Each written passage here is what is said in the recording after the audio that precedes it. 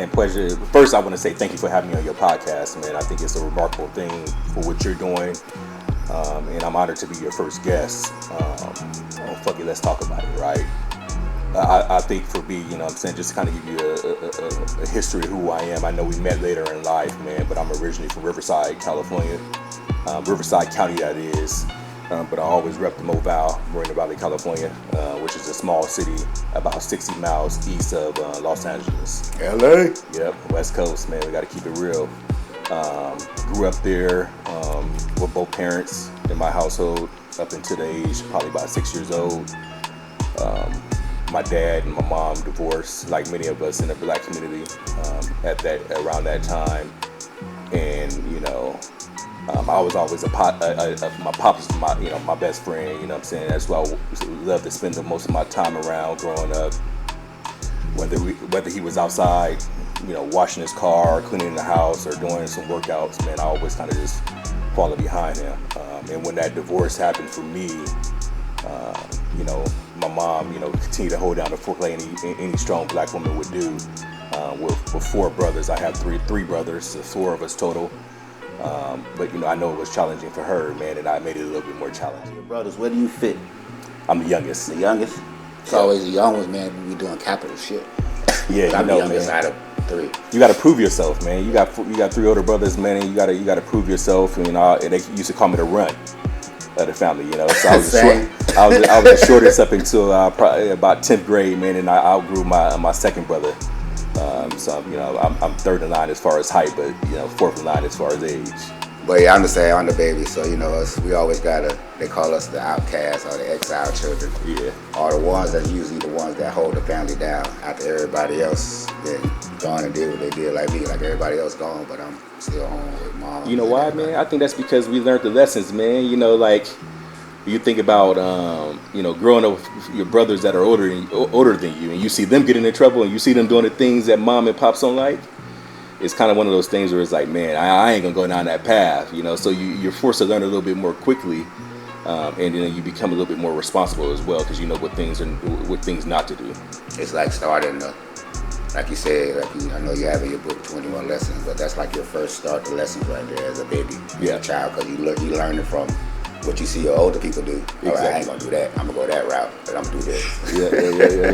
Yeah. And you know, as we get into the book, you'll find that you know the first chapter of the book is protect your brothers at all costs. You know, that was one of the core lessons that my dad, you know, made sure that we championed when we were kids, man, because you know you have to stick together.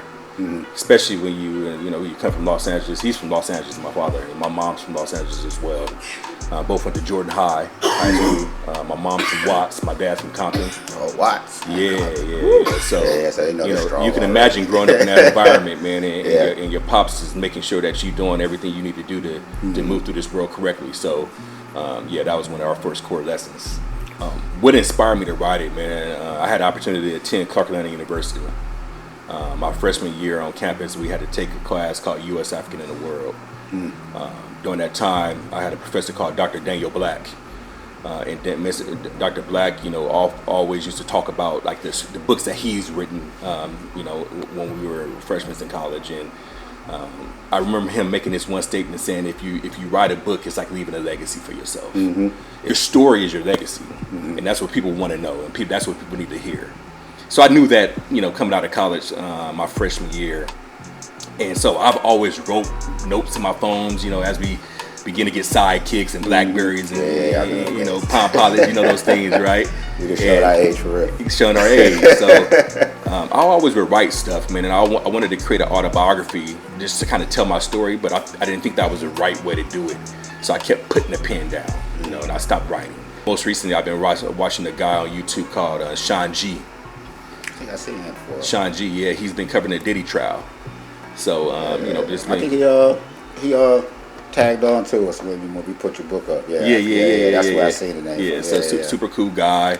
But he's, you know, he had a story to tell, and I'll let him tell his story, or you can go on this podcast.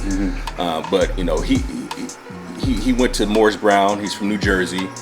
And unfortunately, he ended up going to prison for about, I think, 18 months. Yeah. And he talked about leaving his son behind when he went to prison, and that hurt him so much. And while I'm watching this episode, he talked about the legacy that you leave for your kids.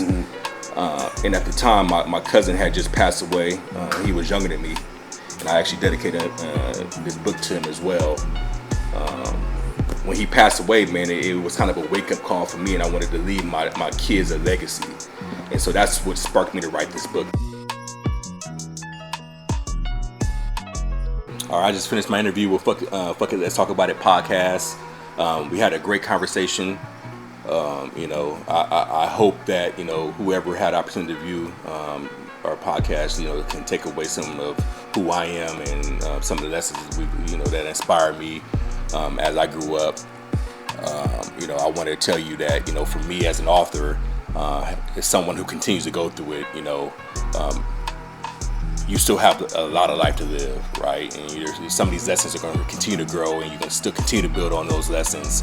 But none of us is at the mountaintop already. We're all going through it at the same pace. And my hope is that, you can go pick this book up. You can find it on Amazon.com, BarnesandNoble.com. License to Life, again, I really appreciate that.